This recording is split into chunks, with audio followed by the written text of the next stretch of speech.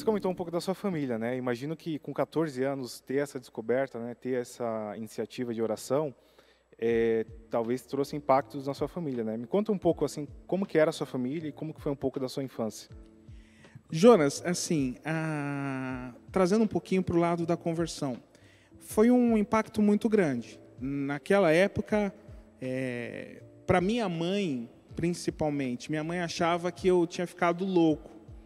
Quando eu comecei a ler a Bíblia e a estudar a Bíblia, minha mãe achou que eu estava ficando louco, porque ela não queria que eu entrasse numa igreja e fizessem lavagem cerebral em mim. A gente tem que lembrar que nós estamos em 2021, mas na época que eu era adolescente, eram os anos 90. Nos anos 90, o que mais tinham era escândalos de igrejas, de falsos profetas, falsos pastores. E minha mãe tinha muita preocupação de que eu fosse arrebatado por esse tipo de gente.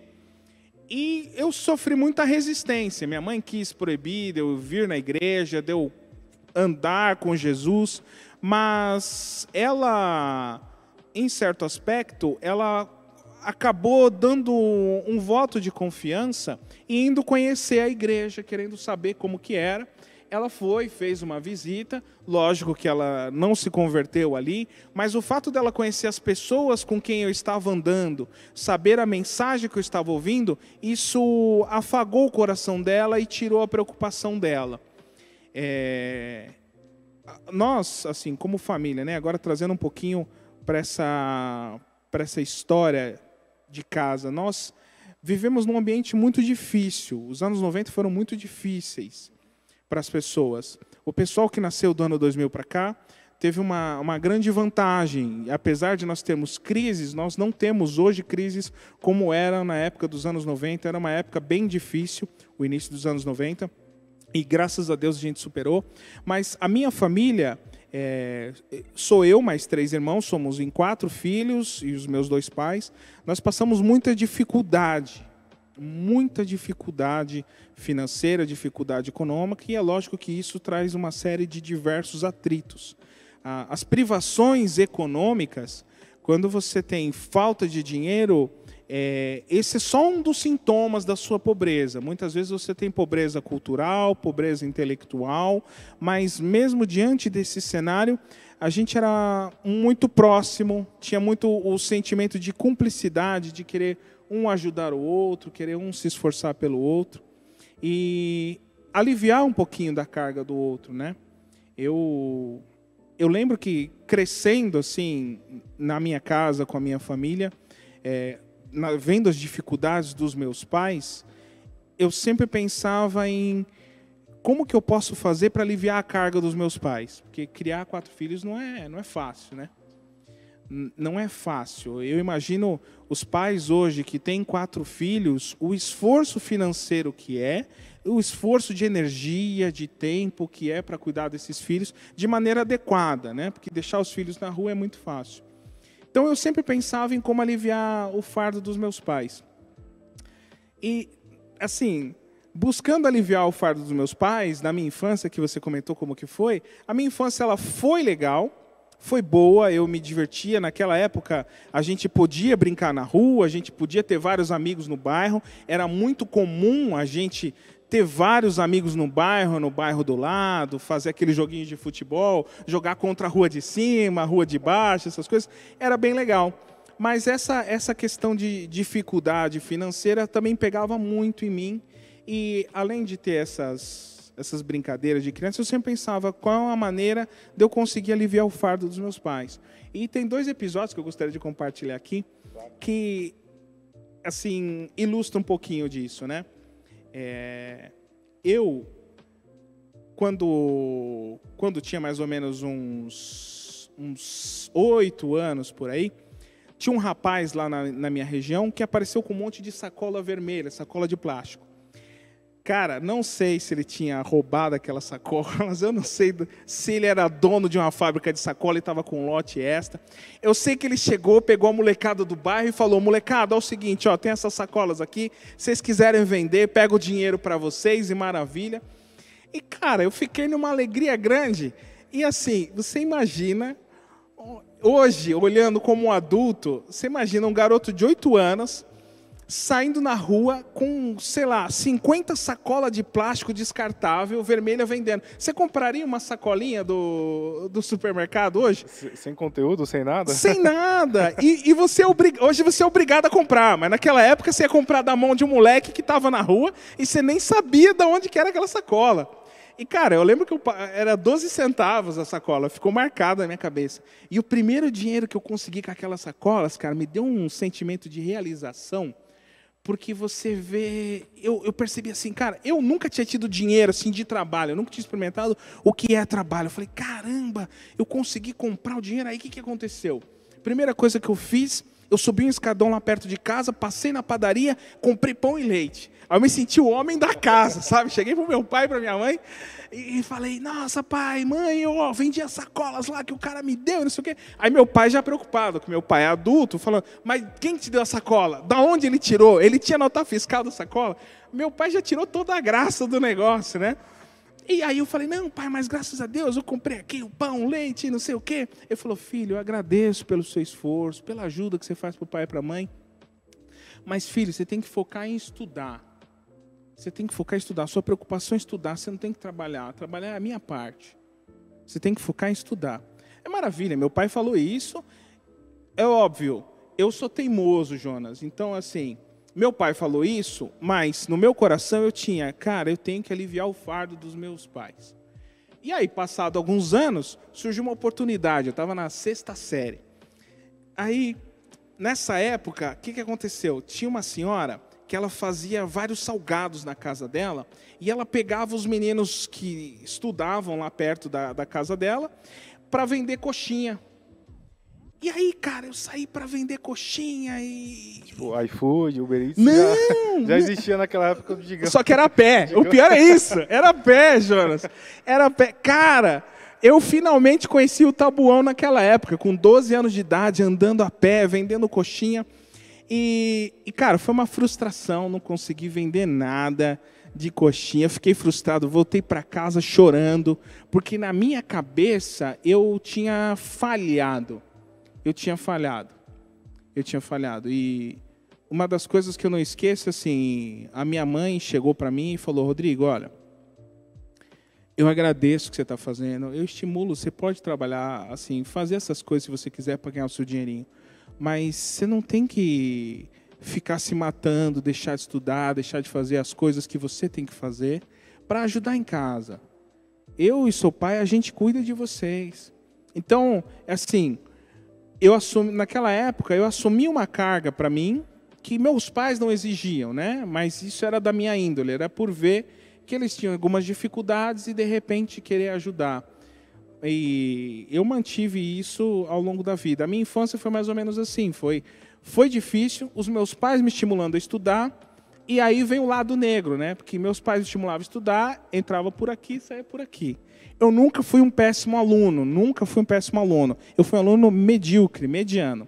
Eu sempre fui 5.0 na escola. Porque na minha cabeça eu ia para a escola porque meu pai e minha mãe mandavam. Não fazia muito sentido o que eu aprendia na escola, não, naquela época. Era isso que eu ia te perguntar agora, né? Como que era o apoio da sua família nos estudos, né? Você comentou que eles apoiavam, mas tinha situações assim que eles se esforçavam bastante para fazer isso de fato acontecer?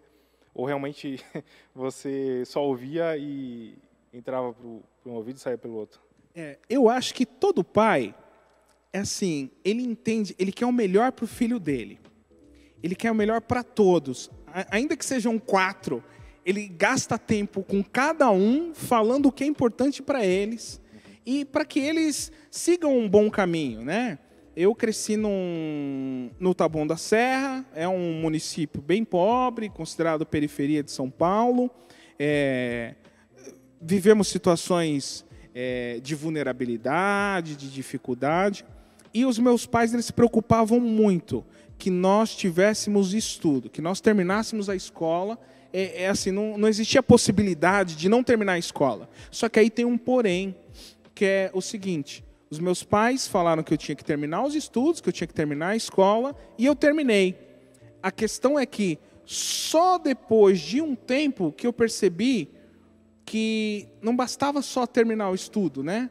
Tudo depende, assim, o que você fez nesses 9 anos aí de ensino. Você estudou da 1ª à 8ª série, e depois você estudou mais 1º, 2º, 3º colegial, que é da minha época, né? O ensino médio. Sim, da minha também. Desculpa, eu sou tiozão, então.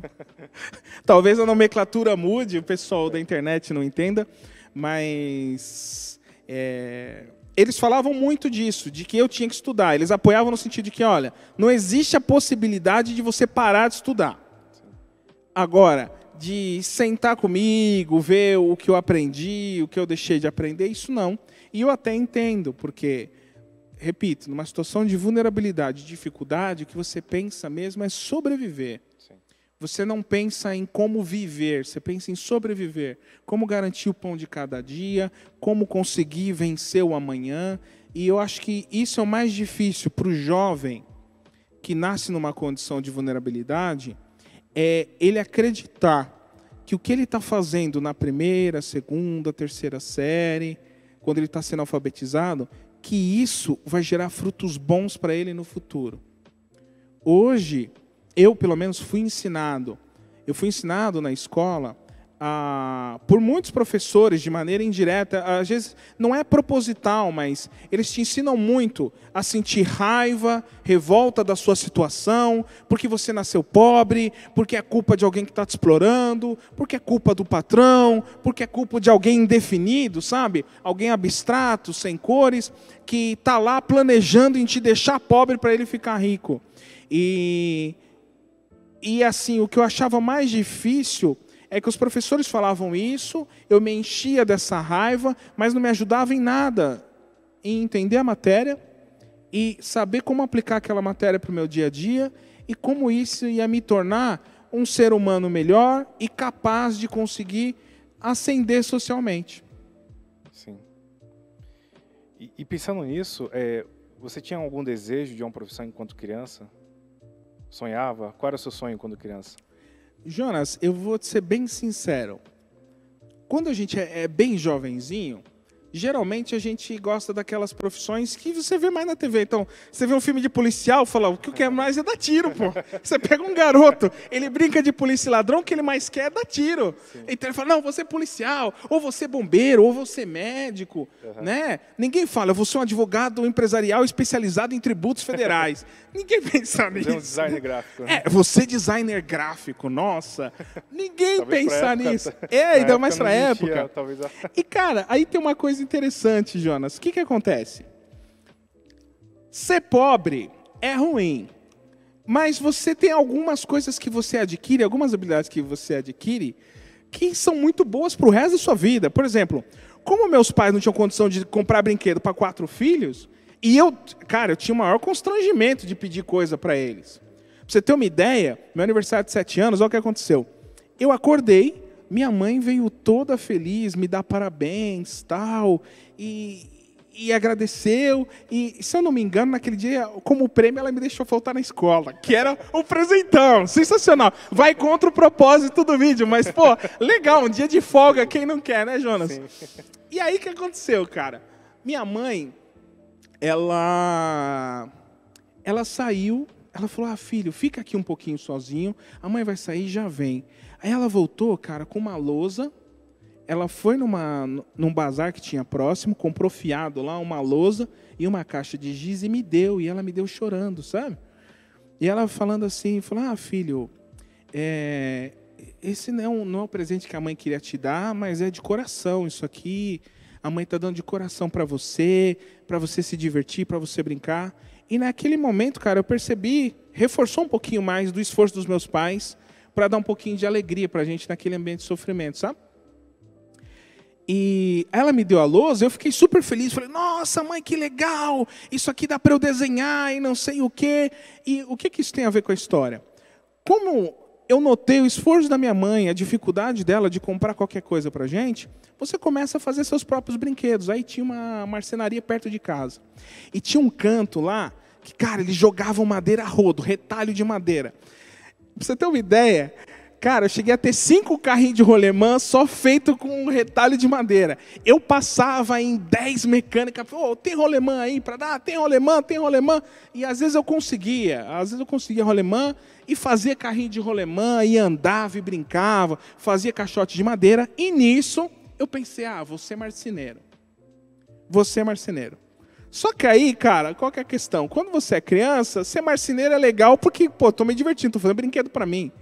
Só que você vai crescendo, você vai percebendo, cara, na verdade, não vou fazer nada para mim, eu vou fazer para os outros, né? E aí isso não me atraía, não.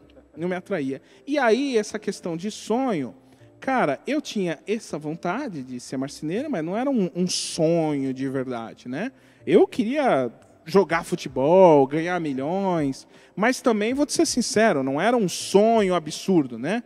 É isso que as pessoas não entendem. Eu particularmente, acredito o seguinte, quando você tem um sonho, deve ser algo tão intenso que você está disposto a pagar os sacrifícios para conseguir atingi-lo. E não tinha nada que eu fosse assim tão apaixonado, nenhuma profissão que eu fosse tão apaixonado por perseguir.